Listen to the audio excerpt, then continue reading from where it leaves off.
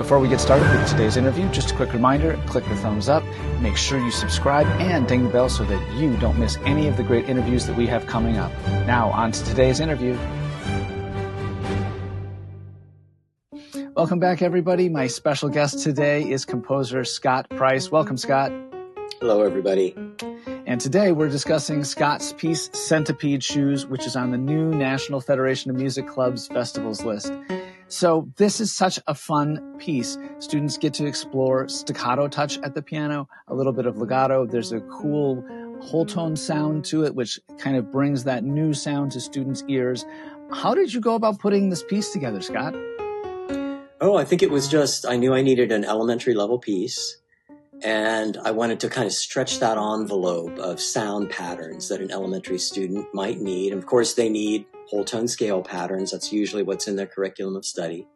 And so I thought, how can I do this? And how can it also be fun? Because I want a student to really enjoy hearing it. And I always want my pieces to feel good to play.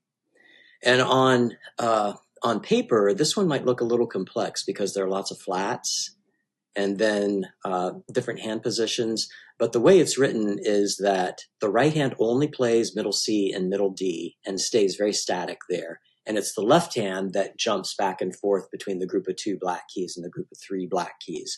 So there's always some kind of stability in the piece, which I hope suggests a stability in the technique and the body as the student plays it.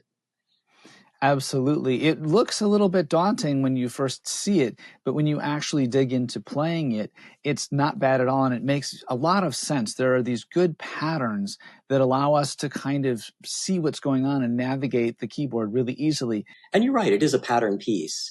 And that's what I like to work with, are patterns and then variations on patterns, so that the students can build a repertoire of black and white key patterns that equate with sounds, and then be able to vary it technically, so that they walk away from the piece really having grabbed a sense of how to navigate the keyboard. What challenges did you face when you were writing Centipede Shoes?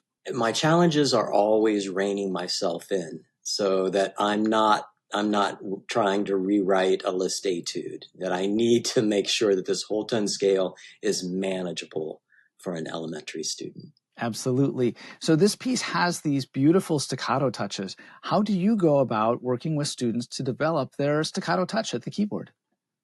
Oh, that's a great question. And I think a lot of that answer just comes from students themselves, and that staccato often means a lack of sense of contact with the key. And I always want them to start on the key with a sense of contact, and then the follow through of a movement takes them to the next that way. And so they're always somewhat in sense of contact with the key, and that they're following through and lifting out of a gesture. So it's not just pecking at a key and making lots of mistakes. I want them to be in contact with the keys so they're conscious of the sounds that they're making.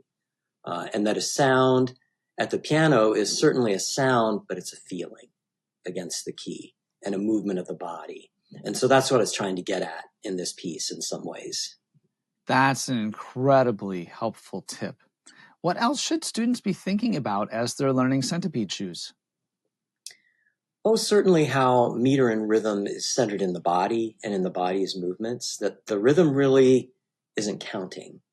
And it's not an intellectual exercise. They're body movements. And those movements are what make the rhythm happen. And so I want them to have a real grounding in their body and their physical movements at the keyboard in sort of a eurythmic sense, I guess, so that they can really feel consistent in their physical movements. Wow, I love that answer. That is really, really helpful. And that's really great insight into the philosophy behind your piece, drawing from Dalcroze Eurythmics when you are talking to students about playing this piece and when you created it.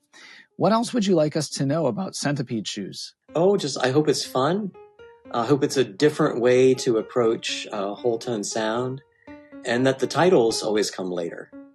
And then I always try to pick a title that might make a student laugh or might make them say, oh, that's wrong, that's weird. And it just gets them thinking a little bit more about the piece.